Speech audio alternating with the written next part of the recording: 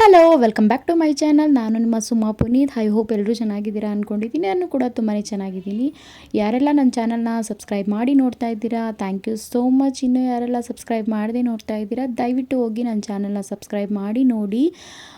ಒಂದು ಪುಟ್ಟ like, comment, share ಮಾಡಿ. ನನಗೂ ಕೂಡ ಮೋಟಿವೇಟ್ ಸಿಗುತ್ತೆ ನೆಕ್ಸ್ಟ್ ವೀಡಿಯೋಸ್ ಮಾಡೋದಕ್ಕೆ ಅಂತ ಕೇಳ್ಕೊತೀನಿ.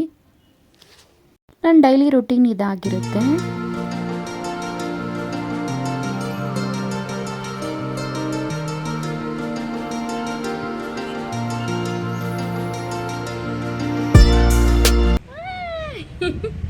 ಯಾಕೆ ಹಚ್ಕೊಳ್ಳೋದು? ಹಾಗೆ ನಾನಿವತ್ತು ಒಂದು ಒಳ್ಳೆ ರೆಸಿಪಿ ನಿಮ್ಮ ಜೊತೆ ಶೇರ್ ಮಾಡ್ಕೊಳ್ಳೋಕೆ ಇಷ್ಟಪಡ್ತೀನಿ. ಅದೇನೆಂದರೆ ಕಾಳು ಸಾಂಬಾರು, ಅಂದರೆ ಕಾಳೆಲ್ಲ ನೆನೆಸಿ ಮಾಡುವಂಥ ಮಸಾಲೆ ಸಾಂಬಾರು. ಇದು ಯಾರಿಗೆಲ್ಲ ಇಷ್ಟ ಕಮೆಂಟ್ ಮಾಡಿ. ನಾನಿಲ್ಲಿ ಸ್ವಲ್ಪ ಕಾಳನ್ನ ಓವರ್ ನೈಟ್ ಸೋಕ್ ಮಾಡಿ ತೆಗೆದಿಟ್ಕೊಂಡಿದ್ದೀನಿ. ಮತ್ತು 2 ಗುಂಡು ಬದನೆಕಾಯಿ ತೊಗೊಂಡಿದ್ದೀನಿ. ಎಣ್ಣೆ ಹಾಕಿ ಈರುಳ್ಳಿ, ಶುಂಠಿ, ಬೆಳ್ಳುಳ್ಳಿ, ಸ್ವಲ್ಪ ಚಕ್ಕೆ, ಲವಂಗ ಎಲ್ಲನೂ ಹಾಕಿ ಸ್ವಲ್ಪ ಫ್ರೈ ಮಾಡ್ಕೊಳ್ಳಿ. ಸೊ ಇದೆಲ್ಲ ಸ್ವಲ್ಪ ಫ್ರೈ ಆದಮೇಲೆ ಟೊಮೆಟೊ ಹಾಕ್ಕೊಳ್ಳಿ.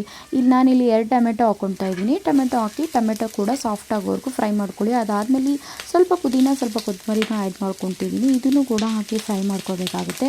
ಇದೆಲ್ಲ ಹಸಿ ಸ್ಮೆಲ್ ಹೋಗೋವರೆಗೂ ನೀಟಾಗಿ ಫ್ರೈ ಮಾಡ್ಕೋಬೇಕಾಗುತ್ತೆ. ಒಂದು 5 ಮಿನಿಟ್ಸ್, ತುಂಬ ಏನು ಫ್ರೈ ಮಾಡೋದು ಬೇಡ, ಸ್ವಲ್ಪ ಸಾಫ್ಟ್ ಆಗೋವರೆಗೂ ಫ್ರೈ ಮಾಡಿಕೊಂಡ್ರೆ ಸಾಕು. ನಾನು ಈ ಟೈಮಲ್ಲಿ 4 ರಿಂದ 5 ಬ್ಯಾಡಗಿ ಮೆಣಸಿನ್ಕಾಯಿನ ಸೇರಿಸ್ಕೊತಾ ಇದ್ದೀನಿ. ಕಲರ್ ಚೆನ್ನಾಗಿ ಬರುತ್ತಲ್ಲ, ಸೊ ಹಾಗಾಗಿ ಅದ್ರ ಜೊತೆ 4 ಒಣಮೆಣ್ಸಿನ್ಕಾಯಿ ಕೂಡ ಆ್ಯಡ್ ಮಾಡ್ಕೊಂಡಿದ್ದೀನಿ. ಸ್ವಲ್ಪ ಗಸಗಸೆ, ನೀವು ಯಾವುದೇ ಮಸಾಲೆ ಸಾಂಬಾರು ಮಾಡಿದ್ರೂ ಗಸಗಸೆ ಮತ್ತು ಕಾಯಿ ಜಾಸ್ತಿ ಹಾಕೋದ್ರಿಂದ ಟೇಸ್ಟ್ ತುಂಬ ಚೆನ್ನಾಗಿರುತ್ತೆ, ಸಾಂಬಾರು ಕೂಡ ಗಟ್ಟಿ ಬರುತ್ತೆ. ಇದನ್ನೆಲ್ಲ ಫ್ರೈ ಮಾಡಿ ಇಟ್ಕೊಂಡು ರುಬ್ಬಕ್ಕೆ ಹಾಕ್ಕೋಬೇಕು. ರುಬ್ಬಕ್ಕೆ ಹಾಕೊಳ್ಳೋಕೆ ಮುಂಚೆ ನಾನಿಲ್ಲಿ ಒಂದು ಪಾತ್ರೆ ಇಟ್ಕೊಂಡು ಕುಕ್ಕರ್ನ ಸ್ವಲ್ಪ ಎಣ್ಣೆ ಹಾಕಿ ಒಗ್ಗರಣೆ ಹಾಕ್ತಾಯಿದ್ದೀನಿ. ಸ್ವಲ್ಪ ಸಾಸಿವೆ, ಕರಿಬೇವು ಮತ್ತು ಒಂದು ಹಚ್ಕೊಂಡಿರೋ ಈರುಳ್ಳಿ, ಇಷ್ಟನ್ನು ಹಾಕಿ ಒಂದು ಒಳ್ಳೆ ಮಿಕ್ಸ್ ಕೊಟ್ಟು ಫ್ರೈ ಮಾಡ್ಕೋಬೇಕು. ಈ ಒಗ್ಗರಣೆ ಇಲ್ಲಿ ಹಾಕ್ತಿದೆ ಅನ್ಬೇಕಾದ್ರೆ ನಾವೇನು ಕಾಳು ನೆನೆಸಿರ್ತೀವಲ್ಲ ಇದನ್ನು ಹಾಕಿ ಮಿಕ್ಸ್ ಕೊಟ್ಟು ಫ್ರೈ ಮಾಡ್ಕೋಬೇಕು. ಸೊ ಈ ಕಾಳೆಲ್ಲ ಎಣ್ಣೆ ಜೊತೆ ಮಿಕ್ಸ್ ಆಗಿ ಸ್ವಲ್ಪ ಬೆಂದ್ಕೊಳ್ಳೋ ಥರ ಫ್ರೈ ಮಾಡ್ಕೋಬೇಕು. ಇದಾದ ನಂತರ ನಾನಿಲ್ಲಿ ಒಂದು ಮಿಕ್ಸಿ ಜಾರ್ ತೊಗೊಂಡು ಕಾಯಿ ಏನಿದೆಯಲ್ಲ ಅದನ್ನು ಸ್ವಲ್ಪ ಗ್ರೈಂಡ್ ಮಾಡ್ಕೊತಾ ಇದ್ದೀನಿ. ಅದಾದ ನಂತರ ಏನು ಎಣ್ಣೆಲೆಲ್ಲ ಫ್ರೈ ಮಾಡ್ಕೊಂಡಿದೆ ಅದನ್ನು ಕೂಡ ಹಾಕಿ 2 ಸ್ಪೂನ್ ಧನಿಯಾ ಪೌಡರ್, 1 ಸ್ಪೂನ್ ಚಿಲ್ಲಿ ಪೌಡರ್ ಹಾಕ್ಕೊಂಡಿದ್ದೀನಿ. ಸೊ ನಾನಿಲ್ಲಿ ಖಾರಕ್ಕೆ ಒಣಮೆಣ್ಸಿನ್ಕಾಯಿ ಹಾಕಿರೋದ್ರಿಂದ ಸ್ವಲ್ಪ ಚಿಲ್ಲಿ ಪೌಡರ್ ಕಮ್ಮಿನೇ ಹಾಕ್ಕೊಂಡಿದ್ದೀನಿ. ಇದನ್ನೆಲ್ಲ ಮಿಕ್ಸ್ ಮಾಡಿ ಕಾಳಿಗೆ ಏನು ಒಗ್ಗರಣೆ ಹಾಕಿದ್ವಲ್ಲ ಇದನ್ನು ಕೂಡ ನಾವೇನು ರುಬ್ಬಿಟ್ಕೊಂಡಿದ್ದೀವಿ ಅದನ್ನು ಈ ಟೈಮಲ್ಲಿ ಆ್ಯಡ್ ಮಾಡಿಕೊಂಡು ಮಿಕ್ಸ್ ಮಾಡ್ಕೋಬೇಕು. ಮಿಕ್ಸ್ ಮಾಡಿ ಇದನ್ನೆಲ್ಲ ಹಸಿ ಸ್ಮೆಲ್ ಹೋಗೋವರೆಗೂ ಎಣ್ಣೆಲೆ ಫ್ರೈ ಮಾಡ್ಕೋಬೇಕು.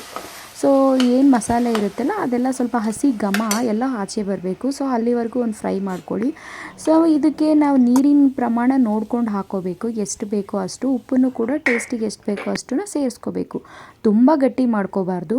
ಮತ್ತು ನಾನು ಇದ್ರ ಜೊತೆ 2 ಬದನೆಕಾಯಿ ಏನು ತೋರಿಸಿದ್ನಲ್ಲ ಗುಂಡು ಬದನೆಕಾಯಿ, ಅದನ್ನು ಇದು ಕುದಿ ಬರಬೇಕಾದ್ರೆ ಹಾಕ್ಕೋತಾ ಇದ್ದೀನಿ.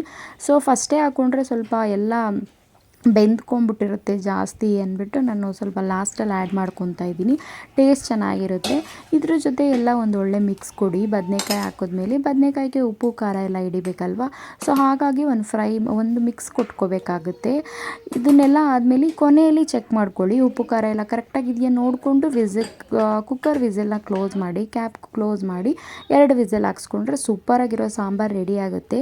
ಎಲ್ಲರೂ ಒಂದು ಸಲ ಟ್ರೈ ಮಾಡಿ ಹೇಗಿದೆ ಅಂತ ಕಮೆಂಟ್ ಮಾಡಿ. ಇದಂತೂ ಚಪಾತಿ, ರೊಟ್ಟಿ, ಅನ್ನ, ಮುದ್ದೆ ಎಲ್ಲದಕ್ಕೂ ಒಂದು ಒಳ್ಳೆ ಬೆಸ್ಟ್ ಕಾಂಬಿನೇಷನ್ ಸಾಂಬಾರು ಅಂತಲೇ ಹೇಳ್ಬೋದು. ಈವನ್ ಸಾಂಬಾರು ಥರ ಕೂಡ ಇರುತ್ತೆ, ಕರಿ ಥರ ಕೂಡ ಇರುತ್ತೆ. ಸೊ ನಿಮ್ಮ ನೆಕ್ಸ್ಟ್ ಯಾರಿಗಾದರೂ ಯಾವುದೇ ಥರ ಫುಡ್ ಏನೇ ಬೇಕಂದರೂ ಕೂಡ ಕಮೆಂಟ್ ಮಾಡಿ. ನಾನು ನೆಕ್ಸ್ಟ್ ವ್ಲಾಗಲ್ಲಿ ತೋರ್ಸೋಕ್ಕೆ ಟ್ರೈ ಮಾಡ್ತೀನಿ. Thank you so much.